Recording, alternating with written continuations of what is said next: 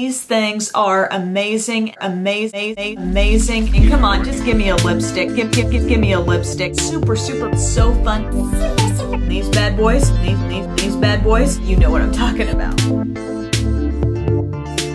Hello friends, today I bring you high-end products worth trying. This is my third time doing this video. I did it first way back in 2008, then I did it again in 2011, and I thought it was time to give you an update. I think this particular video just really lays it out there when it comes to the high-end makeup and says, hey, what is truly worth that kind of a price tag? Also, I've already done the drugstore companion to this video, and that is dirt cheap products worth trying. Everything this last time that I did it was under $3. So that was just a couple videos ago. So I'll link to that below if you want to check it out. So in this video, I'm going to give you my top 10 high-end products worth trying, and I really thought long and hard about this list, and I wanted it to be things that had the greatest probability of working across the board no matter who you are. You know what I mean? Like, there are some things that I think really suit specific needs, and maybe that's just going to be workable for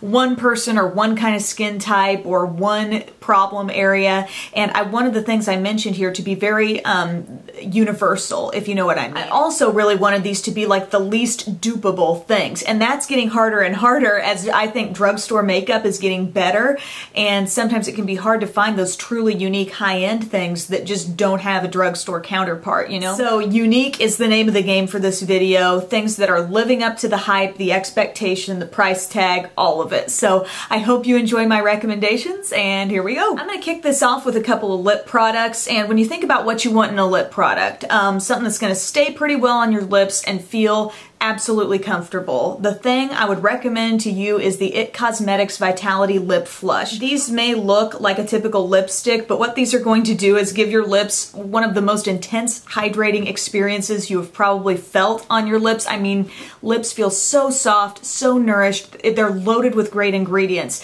but there's also a staining element in these. So you put them on, and as you can see, this one was recently applied. This shade is called Damsel. It's one of my favorites, and you can see a little bit of shine coming off there, but once that starts to wear away, you're still going to have color on your lips, and it's also not going to be a drying thing. Even after you lose the appearance of shine, your lips are going to feel really, really nice. So I think that's such a nice perk with these. Damsel is probably one of the more muted ones of the bunch. It's kind of like a soft rose color, and then another one that I think is great is Je ne sais quoi. I believe this might be the best seller of the line, and it's weird because it looks like it might just be like a transparent balm or something, but when this kind of combines with the heat of your body, of your lips, it turns out to be more of a bright pink. But my mom is in her 60s. She worries about products going up into the lines around her lips. She says these do not do that for her, so I'm glad about that. I'm glad I love them too, so I think they're well worth it. Another lip product that I think is just so unique and fun are the OCC lip tars. I've really been enjoying these lately. I love the consistency of them. They're a really thin texture, yet super pigmented. You can mix them and blend them and make new shades. And bottom line, the color on your lips when you use these will be so rich and saturated. It's just wonderful. These kind of products become like a lip junkie's playground because they are so fun to play with. The shades that I like and I feel like can get me the widest range of colors when I mix them. I have this shade called Trollop, and this is just kind of a classic pink. Might even have a little hint of coral in there. I also have Vintage, which is a really, really deep red. When I combine these, and of course you can do different amounts of each one, I can get a full range of berry colors and pinks. It's great. And then the other one that I think is great is called Kava, and this is a nude shade. Pretty on its own, but when you start adding in a little bit of pink, you get the perfect pinky nude. I have vlogged about my little DIY Physicians Formula eyeshadow palette turned lip tar palette. So these come with little brushes, and this just happens to fit the brush perfectly, and then you can mix on the go and do whatever you want. And if you're watching all this business saying, come on, just give me a lipstick, I get that. This may not be for everybody, but if you really get kind of a kick out of creating your own kind of customized shade and you really want color, these are fun. Number 3, let's talk about a palette. LORAC Pro Palette, and I have so many loved palettes in my collection, but for me to narrow it down to this one I think is really saying something. What makes this worth trying is probably the fact that it's so versatile. A lot of people will say, should I try this or the Naked palette, this or the whatever palette, and I say really, if you want the biggest variety of looks, you would probably go with this one because you get all matte, all shimmer. This has been talked and talked and talked about. I think about this from the standpoint of a person who had 0 eyeshadows in their collection. What should they pick up to have the best variety of looks? Probably this. You're just getting so many shades in this that I think are essentials, like matte black, dark matte brown, your white and cream colors, and then these shimmery shades that can really punch the look up a little bit. So warm shades, cool shades, it's just all in there. I am wearing this palette today on my eyes. I used the garnet shade and the gold a little bit on the lids, and then I blended these deeper browns into the crease. This palette just doesn't get old. If you have it, you know what I'm talking about. Number 4, I have another eye product, and this just continues to reign supreme in the land of cream eyeshadows for me, and it's the Mally Evercolor Shadow Sticks. You know Mally's coming to Ulta. I've gotten tons of questions. What should I try? What should I try? Give one of these shadow sticks a chance, or find a kit that contains one of these. You will not be sorry. These, in my opinion, are just the perfect format for cream eyeshadow. You don't have to sharpen them. They're a twist up stick. They're not so jumbo that you couldn't take it under the eye for a smudgy, smoky eye. So it's just size-wise, shade range. If I had found a great drugstore line of cream shadows that had the most gorgeous shades as these, I may not have mentioned these here because they'd be, you know, kind of dupable, but these really are stunningly gorgeous shades. A few of my favorites, if you're looking for some neutral basics, this is Bronze. That turns out to be a gorgeous, like, rose gold. Champagne, that's really pretty around the inner corner of your eye, and Saddle Shimmer is that deep kind of brownish bronze. And the really seriously best part about these is that they can be worn totally alone. Okay, so you take one of these little sticks, and let's say you want to go all over your lid, bring it up into the crease, blend it out a little bit with your finger. No need to top it off with a powder shadow because these do not budge. Shade range is huge with these. There are so many different colors, and also if you do want to top them with a shadow, you're going to find you have an extra long wearing look using one of these as a base. Number 5, I have a really unique and awesome blush to tell you about, and it is the Instain blush from the Balm. Okay, this is a blush that is powder, but it's gonna stain your cheeks. So I love when stuff can wear a long time and still continue to look beautiful, you know, not just be there, but look really fresh, just as fresh as when you put it on. So these are some of the most pigmented blushes you're gonna find. I love the Balm's regular blushes, you know, Frat Boy, Hot Mama, they're all good, but these are just the next level up in pigmentation and staying power. So you see how bright. This shade is called Lace. This bright pink actually makes you look like you've had some sun when you put it on. Like the legit look of like maybe you've gotten a little bit of a sunburn. It's kind of cool. When you swatch this, okay, you may see a little powder, and I demoed this in my full review I did on these, but you can rub over it, and that stuff is, that powder swatch is actually still there on the skin. If you like corally blushes, this shade called Toile, it looks like this.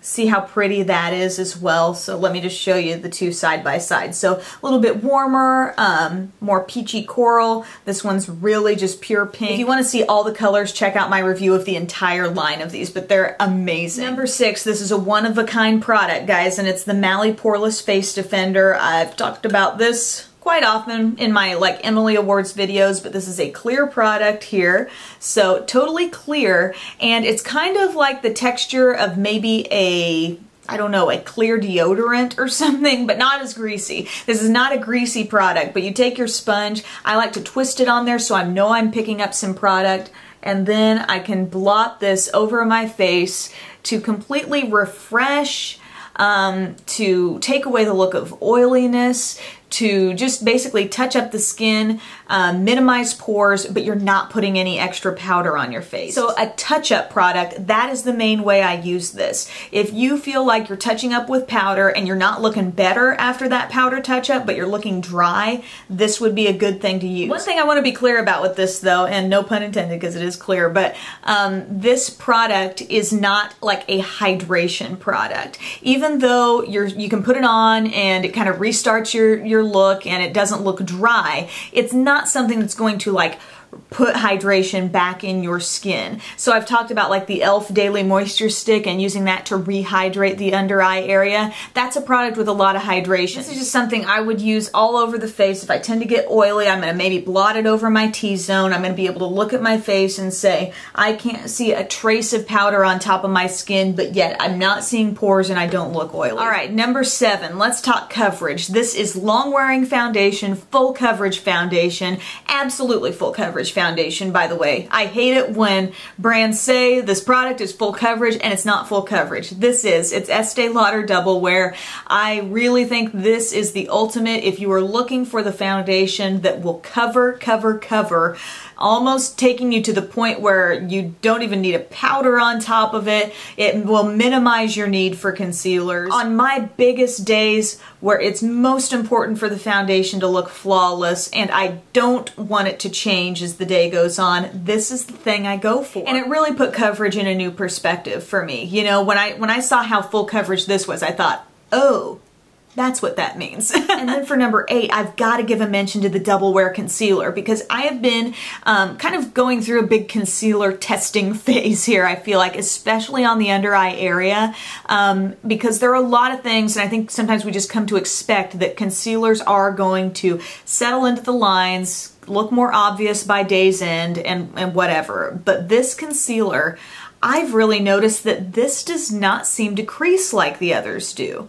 It seems to just stay looking fresh regardless of where you put it. This can be absolute maximum coverage for problem areas like scars, just those like pinpoint areas, zits, you name it. If you've got a big issue to cover, it can do that. But if you also want to use this on under eye darkness, I find that it does very well without creasing. That's definitely one of the most prominent concerns about under eye concealer is it starts looking bad in just a little while after I put it on. This one really, along with the foundation, stays looking fresh. Number 9, another truly unique product, and this is from the Bare Minerals line. I've talked about it before, but it is the line of multitasking minerals known as Bisque. Well Rested is kind of in that category, and then you've got Bisque, Summer Bisque, and so on, into deeper shades. Well Rested is going to be your light shade. That's the one I just picked up here, and this is going to be kind of an eye brightening shade. This is a powder product. You can use it really lightly. I like to use it as light as possible with like this big fluffy crease type brush,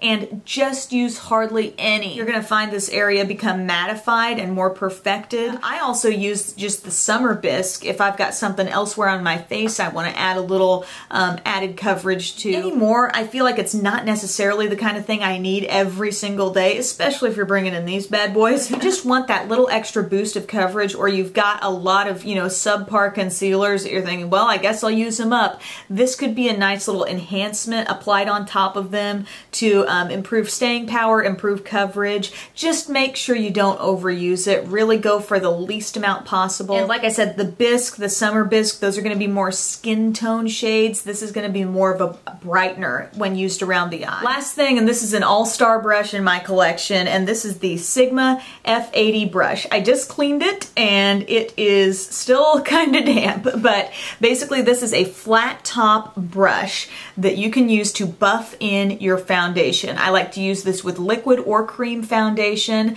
What's special about it is, first off, the surface area on this brush is kind of big. You know, see how much room that kind of takes up on my face? So I feel like when you apply this, you're going to find two things. It gets the foundation applied so evenly on the skin because it is kind of a large brush, and also it goes by pretty fast. The job gets done pretty quickly because this covers everything, gives you the flawless look. None of the Sigma brushes work in circular motions quite like this one does. because they got a whole line of these brushes in different cuts and shapes, and they're nice. I mean, it's same great quality of the fibers and whatnot. But this is the one for me that can really buff in foundation and make it look natural even. No chance of splotches. I mean, and it can really, you know, the edge of this, the fact that it's just, you know, flat cut, the edge really can, you know, get around the eye. And I've used a lot of comparable brushes out there, and there are a lot of good ones, but in my opinion, this one's the best. All right, whew. That's all I got. That's my top 10 high-end products worth trying. This would be the third edition of this video that I've done since 2008, so I hope you liked it. Don't forget, I have my dirt cheap products worth trying, all under $3 if you want to give that video a look, and I'll see you again next time. Bye.